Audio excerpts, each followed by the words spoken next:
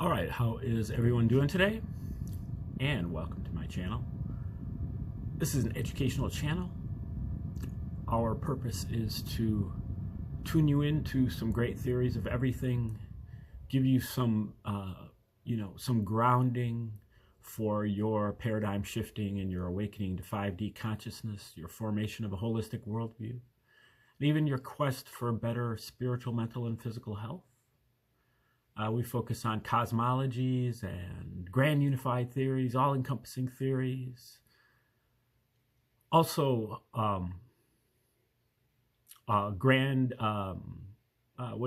tour de forces and earth-shattering discoveries and magnum opuses.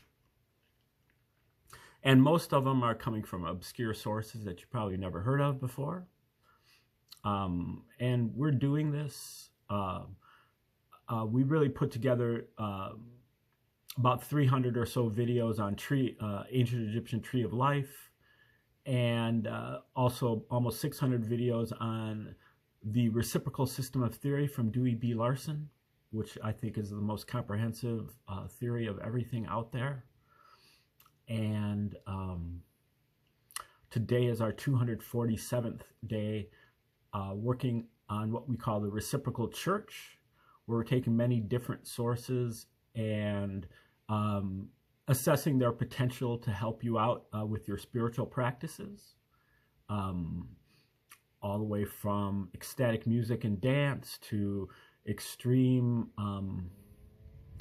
endurance training to fasting and clean diet to vipassana meditation to bring on exotic mental states of consciousness. We're going to get into a lot of sacred geometry and mathematics coming up, including the golden ratio, but far beyond that. And we are mainly doing this so that we can help you to be prepared with the inevitable demise of the Western religions, which is imminent. As if you're paying attention, you will see that there are a lot of authors out there that are starting to figure out that the New Testament was written by the Caesars. The Caesars were really the only people in the position to actually do this. The Caesars had the motive, method, and opportunity to do it, and they're really the only entity who had the resources to do it, but they also had a full monopoly on all published materials in the first century. Now, the one person, Josephus, who Christians claim is the corroborating factor for the existence of Jesus, was a member of the Roman royal family, adopted member. He lived at Rome as the court historian for the Romans. And all of the other people who were said to have corroborated the existence of Jesus in the 2nd century are also insiders to the Roman Caesars, if not Caesars themselves. And but the work of Josephus is actually very, very important, because Josephus, according to his autobiography, was a general in the army for the Jews, but then he surrendered to Emperor Vespasian, who at that time was just the general. And he saw the light. He said, God now favors the Romans and not the Jews, and so I'm going to defect to the Romans, and I am now going to tell Vespasian that he is going to one day become the emperor. And so when Vespasian did become the emperor, he sought out Josephus and pardoned him from his POW situation and adopted him as a member of his family. That's why they call him Flavius Josephus. and then he established the Flavian Caesars, the Flavian dynasty of Caesars in 69 AD. He left his son Titus to be the commanding general there in Palestine, fighting against the Jews in 69 AD, or maybe 70 AD, and Titus would eventually become the emperor as well, a second member of the Flavian dynasty. And then his younger brother Domitian was also an emperor up until 96 AD. These people were wounded. Titus and Vespasian were both wounded as part of this war, and they were both very much taxed in terms of exertion and in terms of money to be able to pay for this, and all of the casualties, and apparently a million dead Jews. And so what they wanted to do is they wanted to come up with a propaganda, wartime propaganda, something that they could use, a psychological operation, so that they could kind of try to do something to mellow out the Jews, because they felt like the Jews would never submit to their assimilation, and because of their kosher dietary beliefs, their beliefs in not worshiping graven images, their sacrificial practices, their circumcision practices, their belief in one and only one God, which went very much against the Romans' kind of polytheism. And so they proposed a Jewish hero and even a Jewish savior who believed in turning the other cheek, and who was a Prince of Peace, who believed in walking an extra mile with the Roman soldier's backpack, who believed in rendering unto Caesar what was Caesar's, meaning paying taxes, and who thought that the Roman centurion slave owner was possessed the greatest faith in all of Palestine or Judea. So that's what they did. So when you read Josephus's work called War of the Jews, or the Jewish War, which is supposed to be a history of that war, you'll quickly be hit with a lot of that sounds familiar. That's kind of weird. And that's because Josephus also wrote the Gospels. Whoever Josephus was, I don't know exactly who Josephus was, what pseudonym, but that was his pseudonym. And his autobiography is very hard to believe. And so his existence as an entity, as a person, is certainly suspect. But whoever it was, they wrote the Gospels as a companion piece to Wars of the Jews. They both kind of comment on each other. They bounce off each other. They were written by the same people at the same time for the same reason in the same place. And one hint of that is to see that they were written in Greek. There weren't a lot of Palestinians that were able to write in Greek. It was kind of like the language of the elite among the Jews, whereas it was more for commoners among the Romans, while Latin was kind of more of an elite language for the Romans. That's the way I understand it. I'm not an outright expert on this. I'm a trained historian, but I'm not an ancient historian. So we're looking at the work of Michael Menescotts, who did a lot of digging into this very subject to find as many of these parallels as he could find. He's kind of forwarding a lot of the work of Joseph Atwill in his book Caesar's Messiah and Shakespeare's Secret Messiah. Also Abelard Reuchlin's work, The True Authorship of the New Testament. A lot of Roman Piso's work online. There are a few other authors that have been getting into this. Henry Davis's book called Creating Christianity. But Michael Menescotts, in his book just came out about 6 months ago, he he graphs out all of the parallels between the book of Luke and presumably the other synoptic gospels, which kind of tell the same story in the same order. So this probably would also work if you went over Matthew and Mark.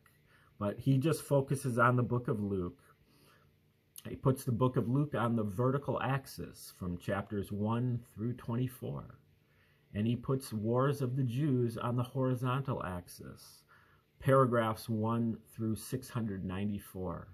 Every time he finds a parallel, he puts a dot there at the corresponding place on the graph. He found an astounding 250 or more parallels between Wars of the Jews and just the book of Luke, and graphed them out, and it turns out that they spell, well, I won't say spell, they give you 5 letters in Latin, APT, VS or US, and he hasn't quite articulated what he believes that stands for, but to me the important thing is just that it stands for anything, or that it wasn't just a random set of dots, but it actually is signal and not noise. That shows, again, more proof that the Romans were behind this. The Romans, and also I have to say the Jews, were both really into, and probably other ancient people too, very into word games, punning, riddles and rhymes, and so this was kind of entertainment for them. But what it also was, in addition to the wartime propaganda, it was a very mean-spirited mockery of the Jews. They insulted them at every turn. They came up with a Jewish savior who never once does anything against the Romans, but does all kinds of things, says all kind of bad things about the Jews. And it all kind of falls apart, though, once you really get into some of these parallels. So at the end of the last episode, we were looking at the parallel from War of the Jews, paragraph 663 and 6 through 665, which is book 7, chapter 5, paragraphs 4 through 6, and then the corresponding passage in Luke, chapter 23, pretty much all of chapter 23.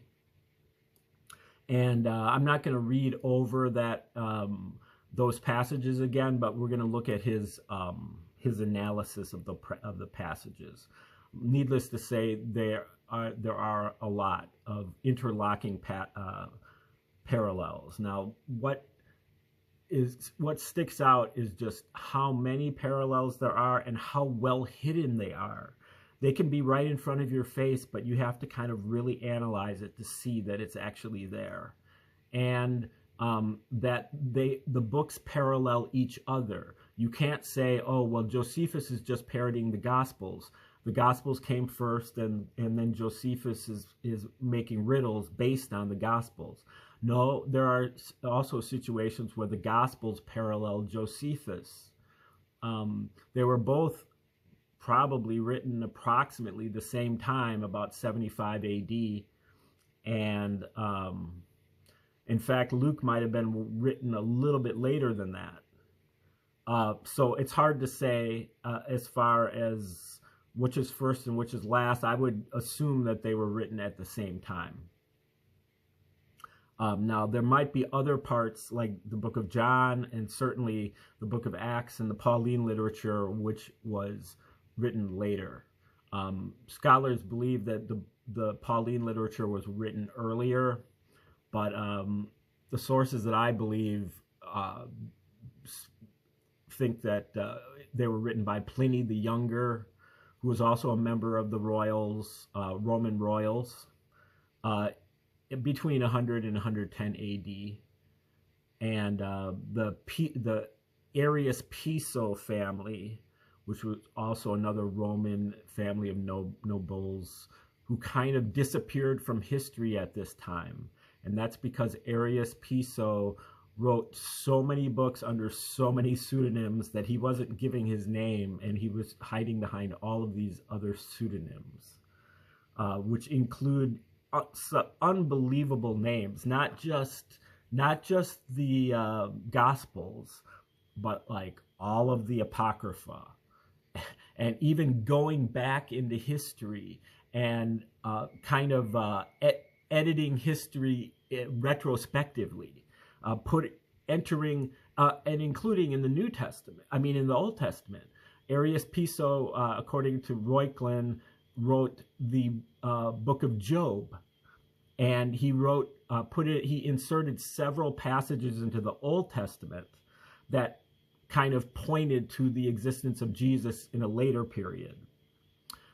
He may have also written the book of Esther, and he wrote a number of ancient works like Hero of Alexandria, who invented all of these kind of pneumatic devices that use air pressure, including kind of like a fire extinguisher, but all kinds of stuff where a coin-operated sacrificial altar, and apparently the Gospels were written as plays, and the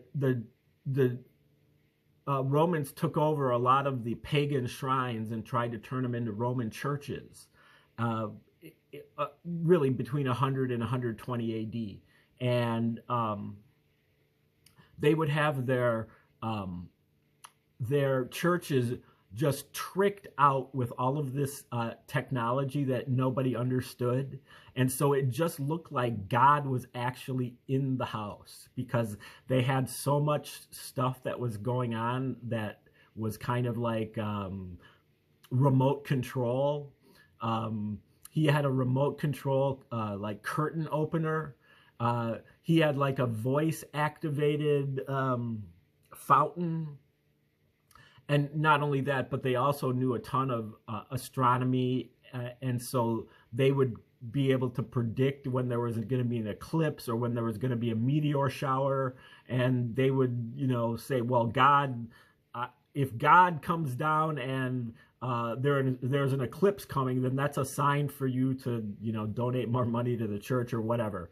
And so they performed these things as plays in these rigged up churches. Now, let's look at this parallel that Menescot's analyzes. One reason these two parallels, again, that's War of the Jews 663 to 665 and Luke 23, is one of the reasons these parallels are so obvious is because of the extra detail provided in Revelation, which was written after the Synoptic Gospels. According to Reuchlin, Revelation was written way later in like 137 AD by Julius Piso, the son of Arius, and it's kind of a confessional. So the author of so this is another way to understand these clues. Like sometimes there's not enough information given in the text of Luke or in the text of Wars of the Jews, but the extra detail is needed. You need to know an extra detail that may be in Revelation, or maybe in John, or it may be in Acts, or maybe it's in Matthew or Mark. So, or it could be in the Slavonic version of Josephus, or it could be in one of Josephus's later works called the Antiquities of the Jews. So, So I would just guess that a lot more parallels will probably turn up as more people start studying this. 250 is a really good start, though. for just the book of Luke. Okay, so the author of the original story is trying to be subtle so that nobody would notice parallels that weren't disclosed to them. But later authors decided to be bolder and can see the parody more starkly thanks to their works. The parallels with Luke are almost too obvious to comment on, and the river in Revelation is already known by scholars to potentially evoke a procession through a city, very much like the triumph in Rome, which is referred to in Josephus of that passage. Whilst the story had to align with the Pauline literature, which mentions Jesus' crucifixion, the story of Jesus' procession to his death, down to the name of its location, the place of the skull, is entirely a parody of the Flavian triumph procession. This mother of all parades led to the public execution at the Capitoline, a building whose name was based on a skull found when it was being built. Scholars have long noted that Jesus being given a purple robe is astounding. Purple was not only the color of the emperor, but also required a specific dye made from mollusks, which costs more than gold by weight. In that era, a purple robe was as costly as a ship. Similarly, being offered and refusing wine, wearing a crown of leaves, receiving attestations from the Romans, and the reference to the praetorium are all well known to be symbols relevant to the Roman emperor. So those are all in Luke. So all of those parallels, being offered and refusing wine, wearing a crown of leaves, receiving attestations from the Romans, and the reference to the praetorium. A Christian might argue that this all makes sense because God is trying to show that Jesus was to return, transfigured in white, as both our deity and as King of the Jews. And in that, perhaps they aren't wrong.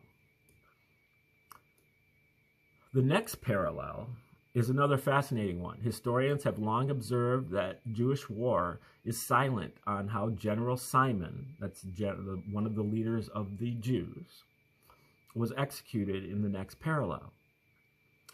And that occurred at this triumph procession in Rome at the end of the war.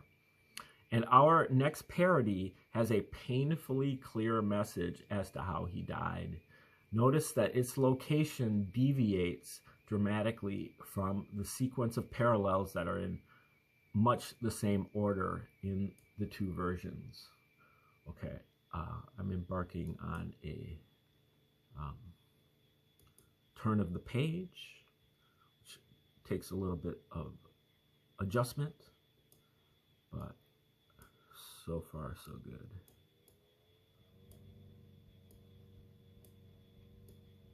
Okay, the two versions, and also that this message probably would only have been revealed to those reaching the highest rank in the secrecy cult who would already hate Jews. Okay, Menescott posits that this is a secrecy cult which has like 4 levels. First, you start off as a Jesus is your hero. Second, you go to Jesus is your savior. Then you recognize that a lot of the things that Jesus is prophesying in the Gospels are fulfilled by Titus. And then so you start to think, well, Jesus is really just the prophet for Titus. Titus is the actual second coming. And then it's revealed to you that Jesus is entirely fiction. And so then you move over to what Menescott calls pure emperor worship. Okay, now this is still in that same paragraph, 665, book 7, chapter 5, paragraph 6. Titus and Vespasian's triumph ended at the temple of Jupiter, which is also Capitolinus, named after a skull. According to ancient custom, they stood and waited for news that the enemy general was slain. And Menescot's here says, notice that for news, Jewish war again uses the word evangelion. Jewish war is also written in Greek. Now, the preface says that it was originally written in the father tongue, which people have suggested is Chaldee, which is kind of like an Eastern Semitic language, which would have been appropriate if they were trying to push this on people in the eastern part of the Roman Empire. But the version that we see is written in Greek, just like the Gospels. Okay, notice that for news, Jewish war again uses the word evangelion. Therefore, the name of the Gospels, which itself is an abbreviation of good news, which reminds us that this actually means good news of military victory. This general was Simon of Gioris, who was tormented as he was, led in this triumph among the captives with a rope on his head, and was drawn into a proper place in the forum. And when it was related that he had died, all the people shouted for joy. So that's from Josephus. Now we move over to the book of Luke. This is Luke chapter 2, verses 25 to 34. Okay. Jesus this is early in his life. He was a teenager, I believe. Yeah, his parents brought him to Jerusalem and to offer a sacrifice, a pair of turtle dove pigeons.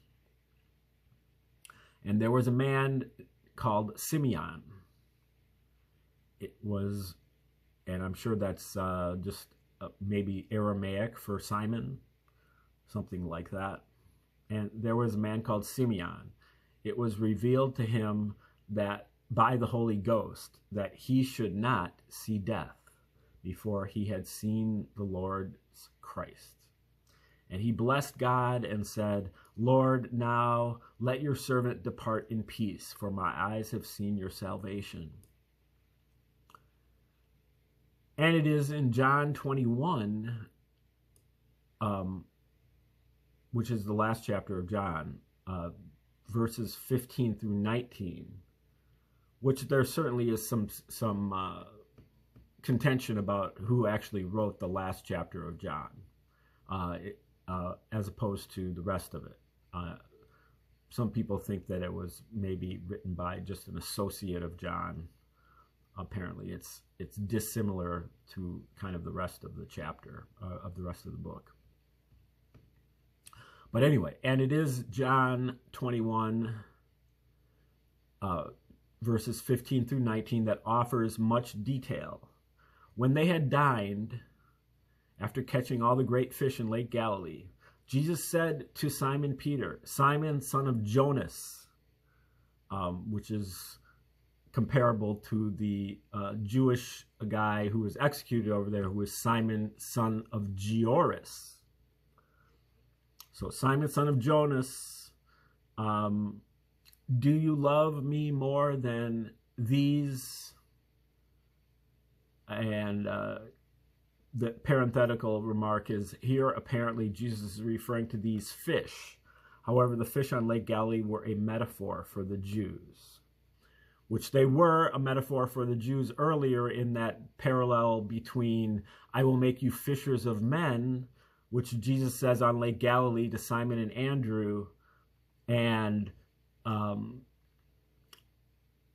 that is fulfilled by Titus in the Jewish war, where a bunch of Jews, I think the boat capsizes or something, and a bunch of Jews are in the water, and Titus's men spear or harpoon like literally thousands of dead Jews out of the water. So in that case, the Jews are also a metaphor for fish. Simon said yes. So, do you love me more than these? Apparently the fish. Simon says yes. Jesus told Simon, "Feed my lamblets." Jesus said to him a second time, "Simon, do you love me?" Simon said, "Yes." Jesus told Simon, "Tend to my four-legged beasts." Jesus said to him a third time, "Simon, son of Jonas, do you love me?" Simon Peter was deeply hurt because Jesus said it a third time. Simon said, "Yes." Jesus told Simon, "Feed my four-legged beasts." I guess he says that again. "Truly, I tell you, Simon, when you were young, you tied or girded yourself, tightening your belt, and walked where you wanted. But when you will be old, you will stretch forth your hands, and another shall tie you and carry you where you do not want to go." Basically meaning Simon will be dragged by a rope to his death, is what Maniscott says. This Jesus said, Joseph Atwill is also interpreted this the same way, and much earlier than Maniscott does here. So Simon is told that, and he dies at Rome. John is told that he will be spared, and the same thing happens in Josephus. The general John is spared, but sent to prison for life. And that's what Jesus predicted. This, Jesus said, indicating the death by which Simon should glorify God. And when he had spoken this, he said to him, "Follow me," mirroring Simon being led behind Titus in the triumph. As mentioned earlier, a third Simon is described being made to carry Jesus' cross implicitly against his will in the procession and implicitly attending the execution. Okay, looks like we're pretty much at the end. So we'll take a look at a little bit of this analysis when we come back tomorrow, and we'll get into some other parallels. So thank you for tuning in today. Have a great